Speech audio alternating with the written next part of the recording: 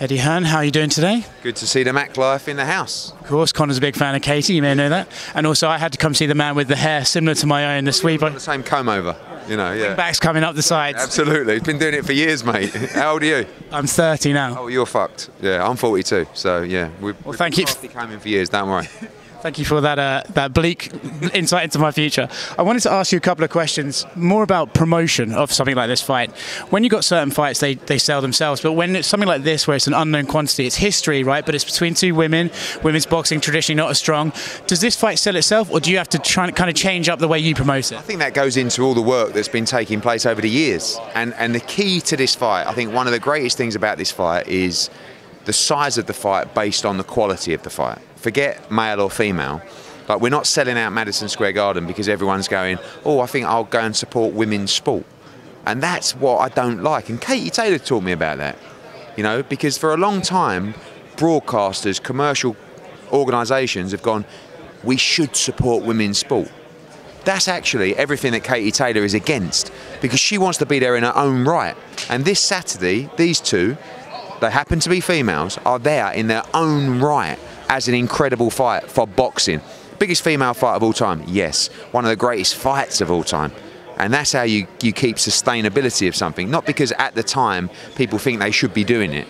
Quality of product, sustainability comes from people wanting to watch. And with these two great fighters, everyone wants to watch, and you'll see a thriller on Saturday. Is that almost beneficial then moving forward? It's not a flash in the pan fight, it's one that's organically come together, so you can build, I know you didn't like to say building women's sports, but you can build that off the back of a fight like this, more so than you could with, oh, these two kind of just link up. If it's good enough, right? So again, you won't see anything like this in the next year or two, but you've got like Marshall against Shields, you've got Baumgardner against Meyer. It shows you what's possible if it's good enough. So if we can build a female fight that's as good as this fight, we'll sell out the Garden again. You know, I said to Bob Arum and ESPN, I said, whatever you do, don't go on the same night as this fight for Valdez against Stevenson. No one is talking about Valdez against Stevenson outside of the hardcore boxing fans. Yesterday, these two are on this morning show, you know, across America. The Empire State Building is lighting up the building with the Irish and Puerto Rican colours on Saturday night. Madison Square Garden will be sold out. You see the media here, the world media are here to witness this. They thought we were playing games. They thought we were joking. They took the piss out of us. Oh, they're going into the big room at the Garden. We're here, and it's only Wednesday. We've got a monster on our hands on Saturday. When you look at your role and Jake Paul's role in this, do you think it's beneficial to the fight? Because, you know, these two women, they're not trash talkers necessarily, but you guys, listen, it could be said you know how to stir the pot a little bit. So does that benefit this fight, having you two involved in this? For sure, but I don't want to take away from the reason we're here, and that is because of Katie and Amanda. We're a nice double act. Jake has a huge profile, huge platform, and what he's done is he's made the fight bigger, but he's also made Amanda Serrano's purse much bigger, because we signed this deal 3 years ago and she was getting less than half that she's getting on Saturday night. So what he's done is he's raised her profile, he's raised her value, he's boxed her a couple of times as co-main event on his cards. He's done a great job, and he can use his platform and his voice to push Saturday night. So he's been a great promotional partner. Love him, hate him, whatever. I never think like that. I don't. People say, oh, do you like Jake Paul? I don't fucking think about it. How much money can we make from having him involved? And how big can we make this event? Big. So, oh yeah, do you like him though? I don't give a fuck if I like him or not. Do I like him? Yeah, I suppose so, he's all right, you know, but I don't worry about my personal relationship with him. It's business. When you say about the product being good enough, talk about the fight itself. How do you see it playing out on Saturday? This fight is Mayweather against Pacquiao for women's boxing. Right, undisputed champion, 7-division weight class world championship, but in the right time. I bought a ticket for that fight. It's about the only fight I've ever bought a ticket for, and it was a lot of money. And I remember leaving that night going, that was shit. You ain't going to think that on Saturday night. This is a brilliant fight. I think Katie Taylor's going to stop her. And, you know, she's not renowned to be a huge puncher. I just think her work rate, her accuracy, her timing, I think it's going to be a war. 2-minute rounds, they will not stop. And it'll be from start to finish, it will be all action for as long as it lasts. Serrano, biggest pound-for-pound puncher in boxing, really. She's up there. And it's a very dangerous fight, particularly early. But I've never seen Katie Taylor like I've seen her going into this fight. Outside of this fight, I don't want to ask you about what you thought of the Fury-White fight. I want to ask you again about promotion. I felt personally being there that fight week, 2 English people in Wembley, there was not the buzz around it that there should have been. What would you have done differently for that fight to change the tone of it leading into fight night? The fight itself was great, fight night was great, but the week leading up to it. Yeah, I just think that, look, the undercard was poor. It was still sold out, but you're right, it didn't feel as big as it could have felt. Going back to Jake Paul, it's quite interesting, like, the thing is in boxing is people would rather you weren't involved, even though it would be detrimental to the size of the event. no names mentioned there. Mindset, like, so for example, you know, obviously I'm involved with Dillian. I could have been involved with that fight, solved a lot of problems, probably added 200,000 or 300,000 pay-per-view buys. Now people watching this thinking, fucking hell, Eddie Hearn's a flash fucker. He's got a big ego. Truth. But they'd rather say, you know, like, and that's the mad thing about the Jake Paul situation.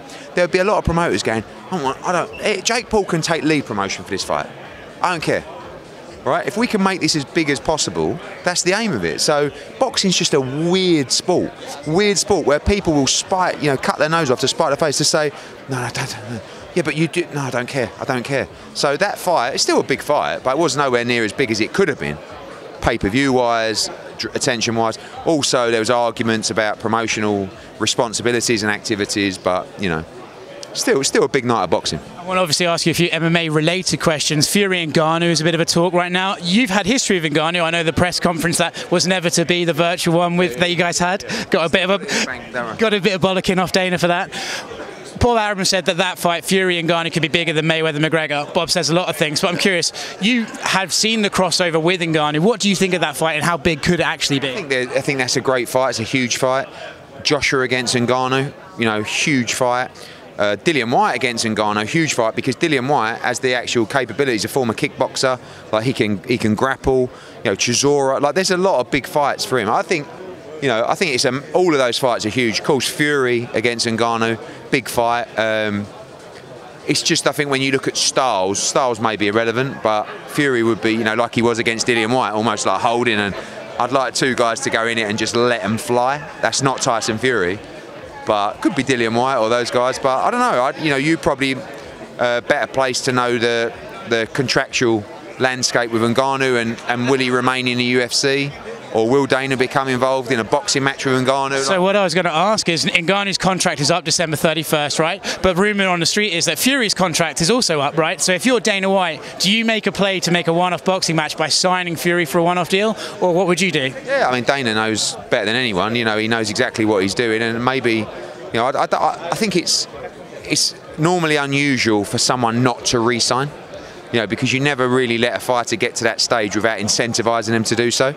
And also, let's understand, like, Ngannou's profile is not, in my opinion, I mean, you can't relate it to the profile of Conor McGregor or someone like that, but he's a big heavyweight and he's a UFC champion transitioning to boxing. So, and there's a circus element of it, right? Yeah, of course. And you know, UFC, boxing, I don't know. I think it's a big fight. I don't think you'll necessarily see that particular fight, but who knows?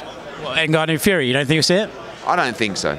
But if the money's there, just because of Fury or Ngannou? Just because I think eventually, you know, ESPN, Arum, Dana, like, you know, it's weird. Those two don't seem to get on that well. Not in the slightest, no. But it works well for me, because me and Dana are fairly close, and I think he looks at me and goes, I actually like him, and I can't stand the others. So every time Bob says something stupid, you benefit. Thank you very much, Eddie.